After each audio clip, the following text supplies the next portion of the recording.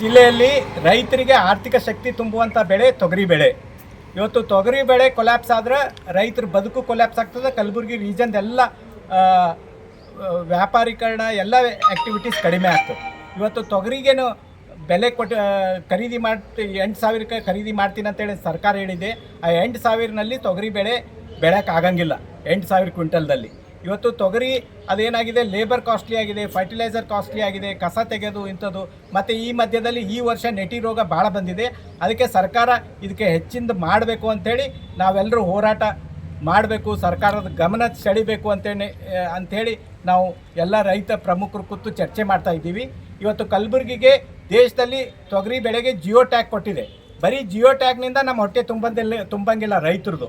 ಆ geo tag ಗೈಡ್ಲೈನ್ಸ್ನಲ್ಲಿ ಏನು ಹೇಳುತ್ತೆ, ಜಿಯೋ ಟ್ಯಾಗ್ ಪ್ರದೇಶದಲ್ಲಿ ಬೆಳೆದಂಥ ಬೆಳೆಗೆ 500, 1,000 ಒಂದು ಕ್ವಿಂಟಲಿಗೆ ಹೆಚ್ಚಿಗೆ ಕೊಟ್ಟು ಪರ್ಚೇಸ್ ಮಾಡಬೇಕಂತಿದೆ. ಅದು ಯಾವುದೂ ಇಂಪ್ಲಿಮೆಂಟ್ ಆಗ್ತಾ ಇಲ್ಲ. ಇವತ್ತು ನಾವು ಸರ್ಕಾರಕ್ಕೆ ಕೇಳೋದು ಇಷ್ಟೇ, ಕೇಂದ್ರ ಸರ್ಕಾರ ಇರಲಿ, ರಾಜ್ಯ ಸರ್ಕಾರ ಇರಲಿ, ನೀವರೇ ದುಡ್ಡು ಕೊಡ್ರಿ, ಅವರೇ ದುಡ್ಡು ಕೊಡ್ರಿ. ತೊಗರಿಗೆ ಬೆಂಬಲ ಬೆಲೆ ಕನಿಷ್ಠ ಅಂತ ಹೇಳಿದ್ರೆ 11,000 ಕ್ವಿಂಟಲ್ ಇದ್ದರೆ ರೈತ ಏನೋ ಬದುಕ್ತಾನೆ. 8,000 ಯಾವುದೇ ದಿಕ್ಕಿಲ್ಲ.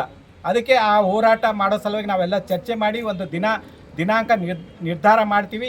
ಎತ್ತಿನ ಬಂಡಿಯಲ್ಲಿ, ಟ್ರ್ಯಾಕ್ಟರ್ನಲ್ಲಿ ಸಾವಿರಾರು ಜನ ಸಂಖ್ಯೆ ಅಲ್ಲಿ ರೈತರು ನಿಗದಿತ ಬಜೆಟ್ ಒಳಗಡೆ, ಸ್ಟೇಟ್ ಗೌರ್ಮೆಂಟ್ ಬಜೆಟ್ ಒಳಗಡೆ ಆ ದಿನಾಂಕ ನಿಗದಿ ಮಾಡ್ತೀವಿ. ಅವತ್ತೆಲ್ಲರೂ ಸೇರಿ ನಾವು ಸರ್ಕಾರಕ್ಕೆ ಒಂದು ಮನವಿ ಸಲ್ಲಿಸ್ತೀವಿ. ಇದು ನಮ್ಮ ಮೊದಲ ಹಂತದ ಹೋರಾಟ. ಈ ಹೋರಾಟ ಯಾವತ್ತೂ ಕೈ ಬಿಡೋಂಗಿಲ್ಲ. ಎಲ್ಲಿವರೆಗೂ ತೊಗರಿಗೆ 11,000 ಬೆಂಬಲ ಬೆಲೆ ಸಿಗುತ್ತೆ ಅಲ್ಲಿವರೆಗೂ ನಿರಂತರವಾಗಿ ಹೋರಾಟ ನಾವು ಮಾಡಬೇಕು ಅಂಥೇಳಿ ಎಲ್ಲರೂ ಚರ್ಚೆ ಮಾಡಿ ದೃಢ ನಿರ್ಧಾರಕ್ಕೆ ಬಂದಿದ್ವಿ. ಎಲ್ಲರೂ ಸಹಾಯ ಸಹಕಾರ ಇರಲಿ.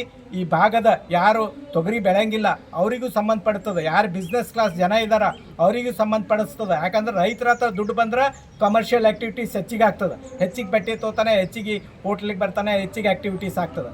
ಅದಕ್ಕೆ ಆರ್ಥಿಕ ಬೆಳೆ ತೊಗರಿ ಇದಕ್ಕೆ ಬೆಲೆ ಕೊಡಬೇಕು. ಈ ಒಂದು ಹೋರಾಟಕ್ಕೆ ಈ ಭಾಗದಲ್ಲಿ ಚುನಾಯಿತ ಎಲ್ಲ ಲೋಕಸಭಾ ಸದಸ್ಯರು ಇರ್ಬೋದು, ವಿಧಾನ ಪರಿಷತ್ತಿನ ಸದಸ್ಯರು ಇರ್ಬೋದು, ಎಲ್ಲರೂ ಸ್ಪಂದಿಸಬೇಕು. ಮುಖ್ಯಮಂತ್ರಿಗಳ ಗಮನಕ್ಕೆ ಈ ವಿಷಯ ಮುಟ್ಟಿಸ್ಬೇಕು. ಮತ್ತು ಮಾಧ್ಯಮದವರು ನೀವೆಲ್ಲರೂ ಕೂಡ ವಿಸ್ತರಿಸಿ ಜನರಿಗೆ ಒಂದು ಜಾಗೃತಿ ಮೂಡಿಸಿ ಈ ಹೋರಾಟ ಯಶಸ್ವಿ ಆಗುವಂತೆ ಎಲ್ಲರೂ ಸಹಕರಿಸಬೇಕು ಅಂಥೇಳಿ ನಾನು ಕೇಳ್ಕೊಳ್ತೀನಿ. ಸರ್, ಈ ಹಿಂದೆ ಕಾಂಗ್ರೆಸ್ ಪಕ್ಷದವರು ಇದೇ ಬೆಂಬಲ ಬೆಲೆ ಕುರಿತಾಗಿ ಅವರು ಒಂದು ರಾಜ್ಯಾದ್ಯಂತ ಮತ್ತು ಜಿಲ್ಲಾದ್ಯಂತ ಪ್ರತಿಭಟನೆ ಮಾಡಿದರು, ಇದೇ ಬೆಂಬಲ ಬೆಲೆ ಕೊಡು ಅಂತ ಹೇಳಿಬಿಟ್ಟು. ಈಗ ಅವ್ರದ್ದೇ ಸರ್ಕಾರ ಇದೆ, ಆದರೆ ಸರ್ಕಾರ ಈ ರೈತರ ಬೆಲೆ ಯಾಕೆ ಈ ರೀತಿ ಭಾಗ ಜನರಿಗೆ ಮಾಡ್ತಾ ಇದೆ ಅನ್ನೋಂಥದ್ದು ಗೊತ್ತಾಗ್ತಾ ಇಲ್ಲ. ಅದ್ರ ಬಗ್ಗೆ ತಾವು ಹೇಳ್ತೀರಿ? ನೋಡಿ, ಕರೆಕ್ಟ್ ಅದ, ತಾವು ಹೇಳೋದು ಕರೆಕ್ಟ್. ವಿರೋಧ ಪಕ್ಷದಲ್ಲಿದ್ದಾಗ ಒಂದು ಮಾತು, ಆಡಳಿತದಲ್ಲಿ ಬಂದಾಗ ಒಂದು ಮಾತು. ಇದು ರಾಜಕೀಯ ಒಂದು ಚೆಲ್ಲಾಟ ರೈತರ ಬದುಕಿನ ಜೊತೆ ಆಡ್ತಾ ಇದ್ದಾರೆ. ರೈತ ವರ್ಗ ಒಂದು ದೊಡ್ಡ ವೋಟ್ ಬ್ಯಾಂಕ್. ಆ ವೋಟ್ ಬ್ಯಾಂಕಿಗೆ ಮರಳು ಮಾಡಿ ನಾವು ವೋಟ್ ಪಡೆಯೋ ಸಲುವಾಗಿ ವಿರೋಧ ಪಕ್ಷದಾಗಿದ್ದಾಗ ದೊಡ್ಡ ಮಾತಾಡ್ತಾರೆ. ಅದೇ ಅಧಿಕಾರಕ್ಕೆ ಬಂದಾಗ ನಾನು ಹೇಳ್ತೀನಲ್ಲ, ನನ್ನ ಗ್ಯಾರಂಟಿ ವಿರೋಧಲ್ಲ, ಗ್ಯಾರಂಟಿ ಕೊಡಲಿ. ಅದ್ರ ಪ್ರಕಾರ ರೈತರ ಬದುಕುದು ಇವತ್ತು ಅನ್ನ ಕೊಡುವಂಥ ರೈತರಿಗೆ ಬದುಕಿಸ್ಬೇಕು. This is a national development. ಇದು ಇವತ್ತು ನೀವು ರಷ್ಯಾ ಅಲ್ಲೆಲ್ಲ ನೋಡ್ತೀರಿ, ಅವ್ರ ಆರ್ಮ್ಸ್ ಅಮ್ಯುನೇಷನ್ಸ್ ಬೇಕಾದಷ್ಟಿವೆ, ದೊಡ್ಡ ಸರಬರಾಜು ಮಾಡ್ತಾರೆ. ಆದ್ರೆ ತಿನ್ಲಿಕ್ಕೆ ಬ್ರೆಡ್ ಇಲ್ಲ, ರೊಟ್ಟಿ ಇಲ್ಲ. ಅಂಥ ಪರಿಸ್ಥಿತಿ ಇಂಡಿಯಾನಲ್ಲಿ ಬರಬಾರ್ದು. ತಿನ್ಲಿಕ್ಕೆ ಬ್ಯಾಡಿ ಇದು ಏನಿದೆ ತೊಗರಿ ಬೇಳೆ ಇಡೀ ದೇಶದ ಒಂದು ಫುಡ್ಡು. ಇದಕ್ಕೆ ನೀವು ಬೆಂಬಲ ಬೆಲೆ ಕೊಟ್ಟು ಇಲ್ಲಿ ಬೆಳೆಯುವಂಥ ತೊಗರಿ ಬೇಳೆ ಇವತ್ತು ಇಲ್ಲಿ ಬೇಳೆ ಅದು 2 ದಿವಸ ಆದ್ರೆ ಹಳಸಂಗಿಲ್ಲ. ಬೇರೆ ಪ್ರದೇಶದಲ್ಲಿ ನಾವೇನು ಇಂಪೋರ್ಟ್ ಮಾಡ್ತೀವಿ, ಆ ತೊಗರಿ ಬೇಳೆ ಬೆಳಗ್ಗೆ ಮಾಡಿದ್ರೆ ಸಾಯಂಕಾಲ ಹಳಿಸಿ ಹೋಗ್ತದೆ, ಸ್ಮೆಲ್ ಬರ್ತದೆ, ಫಂಗಸ್ ಬೆಳೀತದೆ. ಸೊ ಇಂಥ ಒಂದು ತೊಗರಿ ಬೆಳೆಗೆ ರೈತರಿಗೆ ಪ್ರೋತ್ಸಾಹ ಕೊಡುವಂಥ ಜವಾಬ್ದಾರಿ ಸರ್ಕಾರಕ್ಕಿದೆ. ತಾವು ಹೇಳದಂತೆ ವಿರೋಧ ಪಕ್ಷದವರು ನೀವು ತಿಳುವಳಿಕೆ ಪಡಿಬೇಕು. ನೀವು ರೈತರಿಗೆ ಮರಳು ಮಾಡಿ ನೀವು ಭಾಳ ದಿನ ಸರ್ಕಾರದಲ್ಲಿ ಇರೋಕ್ಕಾಗಂಗಿಲ್ಲ. ನೀವು ಕೊಟ್ಟ ಮಾತುಗಳು ಬರೀ ಗ್ಯಾರಂಟಿ ಅಷ್ಟೇ ಅಲ್ಲ, ಇದ್ರ ಬಗ್ಗೆ ಕೂಡ ಮಾತಾಡಿದ್ರಿ. ತೊಗರಿ ಬೆಳೆ ಬಗ್ಗೆ, ಬೆಳೆಗಾರರ ಬಗ್ಗೆ ಕೂಡ ಅದನ್ನು ಕೂಡ ನೆನಪಿಟ್ಕೊಂಡು ನೀವು ಈಗ ಸರ್ಕಾರದಲ್ಲಿ ಇದ್ದೀರಿ, ನೀವು ಕಣ್ಣು ತೆರೆದು ಇದನ್ನು ಕೂಡ ಇಂಪ್ಲಿಮೆಂಟ್ ಮಾಡಬೇಕು ಅಂತೇಳಿ ನಾನು ಅವರಿಗೂ ಕೂಡ ಒತ್ತಾಯ ಮಾಡ್ತೀನಿ. ತಮ್ಮ ಹೆಸರು? ಚಂದ್ರಶೇಖರ್ ಹಿರೇಮಠ್.